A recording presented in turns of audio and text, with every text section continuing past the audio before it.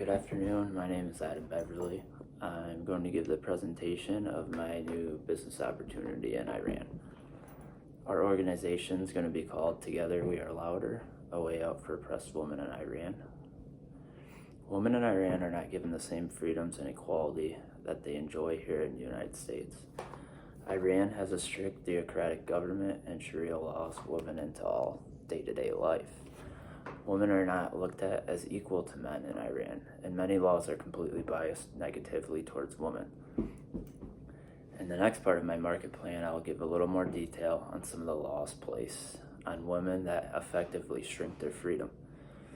Many laws are unfair and only apply to women in Iran. In Iran, women must have permission from their male guardian to marry, regardless of age.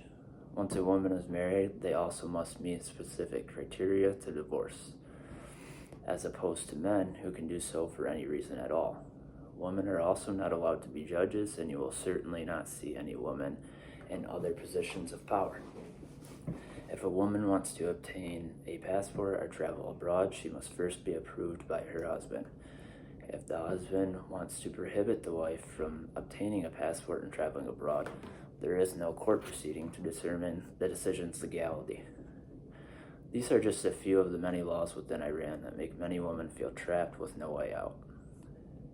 Now that I have introduced you to a few laws that restrict women's freedom in Iran, I will show you my proposed idea for our service provided by Together We Are Louder.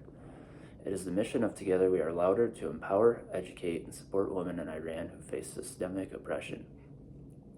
We will provide secure digital lifelines, access to knowledge, safe support networks, and opportunities to gain dignity, autonomy, and choice.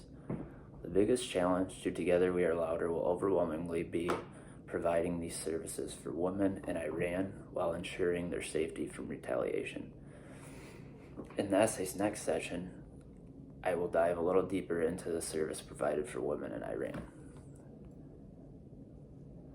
The first service we will provide is a secure online platform that is carefully encrypted and discreet for oppressed women. This online platform will provide legal advice and rights in Farsi for women who wish to empower themselves with knowledge they otherwise would not have been exposed to. The online platform would also provide emergency planning guides that go over how to safely leave an abusive home to seek shelter. Also, a key service provided on this online platform would be access to mental health support.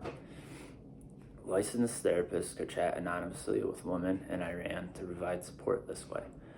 Finally, the online platform would provide resources to women in Iran regarding asylum and relocation. We will collaborate with international partners to assist in providing these resources. We would also provide assistance and access to educational resources that will significantly benefit women in Iran who want more independence. Together We Are Louder would provide discrete funding for various educational opportunities. One of these opportunities would be remote skills building courses such as technology, language, and financial independence. We would also provide access to certificate programs that could help provide financial independence. Last, we would provide anonymous digital literacy training that covers topics such as using VPNs and secure browsing. There are significant macrocultural challenges that Together We Are Louder will face and overcome. One of these challenges is theocratic law within the country. Iran practices Sharia law, which places men on a much more superior level than women and significantly affects a woman's day-to-day life in restrictive ways. One other macrocultural issue is the compulsory dress code placed on women. Women must have their faces completely veiled or they will be punished by law and shamed socially. Iran does so to control female visibility and identity. The third macrocultural issue is the inequality in marriage and divorce. Like I mentioned above in my essay, women need their male guardian's permission to marry no matter what their age is. Women also have to meet specific stipulations to get divorced. However, men can go through with a divorce for any reason at all. There are also microcultural factors to be considered before implementing our plan. The first microcultural factor that comes to mind is family roles and expectations. It is expected by a large number of families in society that women will fill traditional roles such as wife and mother. Heavy ridicule usually comes from family and the surrounding community if a woman assumes a leadership role. The second microcultural factor is peer pressure and social norms. It is the general expectation in Iran that women always dress modestly or face harsh ridicule. In Iran, the morality police monitor women's behavior and surveil our jail violators of dress codes and other expected social norms.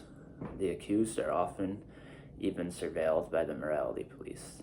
To combat the strict theocratic government of Iran and the heavy surveillance, our initiative will operate outside of Iran in a neutral country. It will be much easier to operate secretively and anonymously in this way. In Iran, receiving foreign aid is prohibited, making it impossible to seek grants and international funding. We will provide our service on a safe and secure online platform.